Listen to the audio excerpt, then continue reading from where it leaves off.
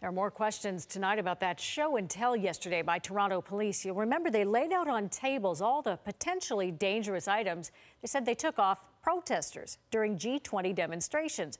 It was immediately clear, though, that some of those items had been seized in unrelated incidents, and journalists noticed that. Well, tonight, even more seem to have been wrongly included. Michelle Chung has the latest on this story. It's a walk in the park for Douglas Kerr and Mike Wendt to be carrying bamboo poles in public today. But on Sunday morning, they were carrying 7 to 8 similar poles to a gay pride picnic when police stopped them just north of Chinatown and confiscated the stakes. And it was bizarre. I just thought of them as something that we wanted to use to hang flags and little decorations. Our purpose this morning is to just share some of the evidence that we have gathered over the past weekend that demonstrates the extent of the criminal conspiracy that existed. Yesterday, police displayed what they said were some of the weapons they confiscated from protesters. But there were items on display that were not related to the G20 protests, including a crossbow and chainsaw. They belonged to a Whitby man who was living in his car.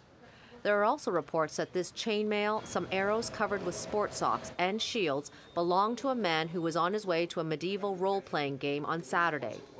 Kerr and Wendt have come forward because they saw bamboo poles they believe belong to them.